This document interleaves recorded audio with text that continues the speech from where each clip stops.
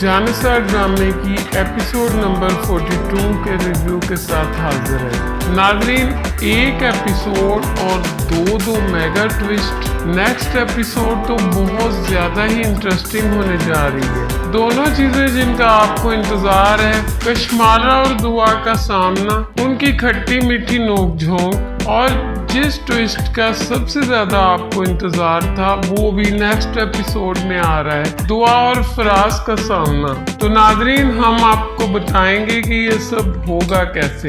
نوشروان جو کہ اپنے آفس میں ہی بیٹھا ہوتا ہے اور دعا کو میسیجز کر رہا ہوتا ہے، دعا اس کے پیار بھرے میسیجز دیکھ کے بہت مسکرا رہی ہوتی ہے۔ دوسری طرف ناظرین، سرفراز چیک کر لیتا ہے کہ نوشروان تو آفس میں ہے، تو یقیناً اس کی بیوی گھر میں اکیلی ہوگی۔ وہ اپنے دوست کے پاس بیٹھا باتیں کر رہا ہوتا ہے کہ یہ امیر لوگ بہت بیوقوف ہوتے ہیں، سارا پیسہ انکم ٹیکس سے بچنے کے لیے اپنی بیویوں کے نام کر دیتے ہیں، ساری پراپرٹی ان کے نام کر دیتے ہیں۔ تو جب اس کی بیوی میری تو پیسہ بھی اس کا، کانفیڈنس چیک کریں اس کا۔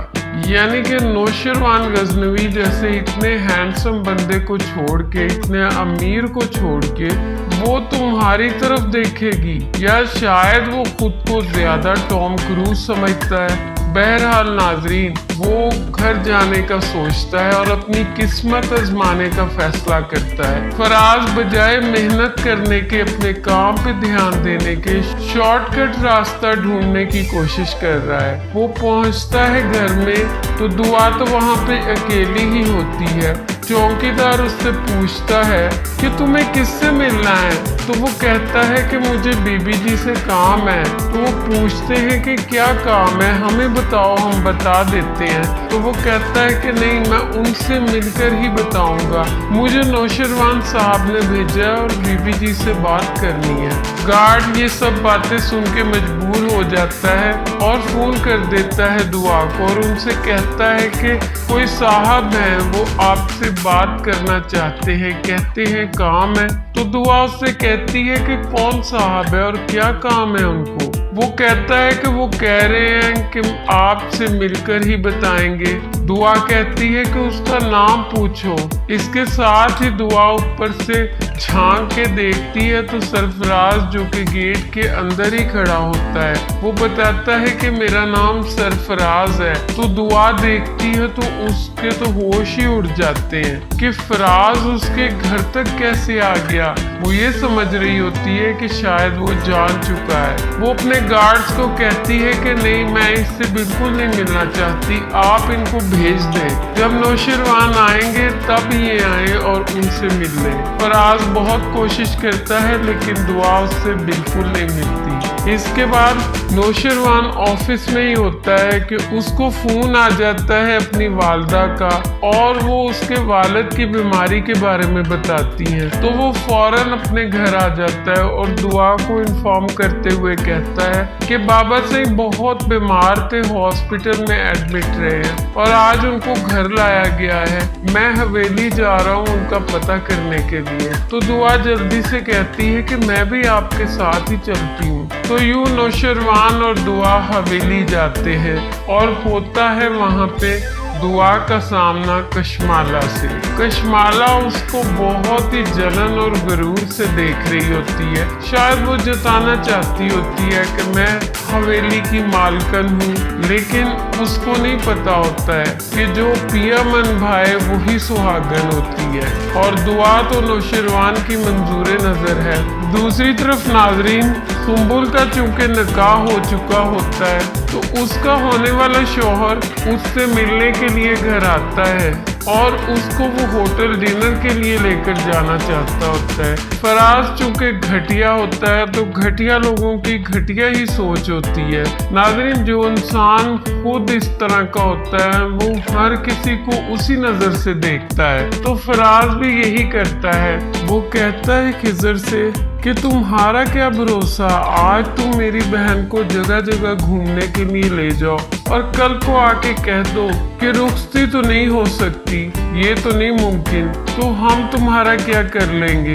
खिज़र इसकी बातें सुन के बहुत गुस्से में आ जाता है। वो कहता है कि किस किस्म के भाई हो, अपनी ही बहन के बारे में घटिया बातें कर रहे हो। तो फराज आगे से कहता है कि घटिया तो तुम हो, तुम क्या समझते हो, बच्चा समझा है मुझे, डिनर के बहाने होटल की रौनक बनाना चाहते हो मेरी बहन को। फराज की बेहुदा बातें सुनकर खिज़र को तो आग लग जाती है और उन दोनों की आपस में हाथापाई होने लग जाती है।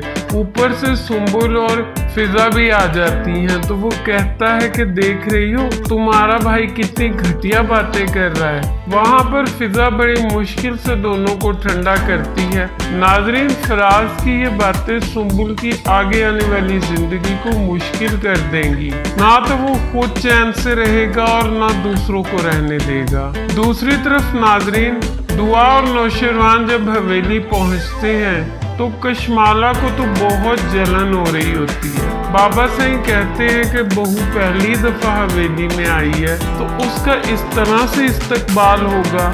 आगे से दुआ कहती है, बाबा सही बहू नहीं हूँ मैं आपकी, बेटी हूँ मैं आपकी, और बेटी के साथ तकल्लुफ नहीं किए जाते। इसके साथ ही बाबा सही कहते हैं नौशरवान को कि नौशरवान अब मेरे पास वक्त कम है। तो नौशरवान कहता है अपने वालिद से कि आप कैसी बातें कर रहे हैं, अभी तो आपने बहुत साल जीना है। तो वो कहते हैं कि उम्र हो गई है मेरी। तो नौशरवान कहता है कि अभी इतनी भी उम्र नहीं हुई और अपनी वालदा से कहता है कि अम्मा साईं समझाएं ना बाबा जान को, कैसी बातें कर रहे हैं। अम्मा साईं कहती हैं कि अब मैं क्या इनको बोलूं। इसके साथ ही दुआ कहती है कि बाबा साईं अल्लाह आपका साया हम पे हमेशा सलामत रखे और आपको लंबी जिंदगी दे। कशमाला ये सुनकर बहुत ही गुस्से में आ जाती है।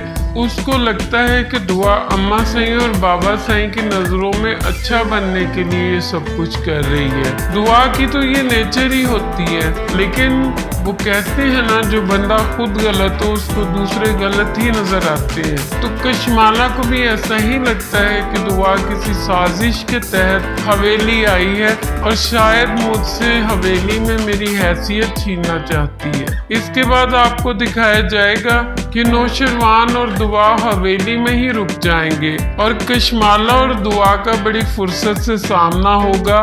दुआ तो उसकी बातों का कुछ खास नोटिस नहीं लेगी, लेकिन कशमाला यहाँ पे उसको बहुत ही खरी खरी सुनाएगी और उसको बोलेगी कि तुम जितनी भी कोशिश कर लो सबकी नजरों में अच्छा बनने की, फिर भी मेरी हैसियत तुम नहीं हासिल कर सकती। तुम कहाँ 2 टके की लड़की और मैं कहाँ एक इज्जतदार बहू उनकी। तो दुआ उसको कहती है कि क्या फायदा इस बात का, जब शौहर के दिल में मैं हूँ, तुम्हारी उसकी नजर में कोई हैसियत ही नहीं है, तो फिर हवेली में रहने का क्या फायदा।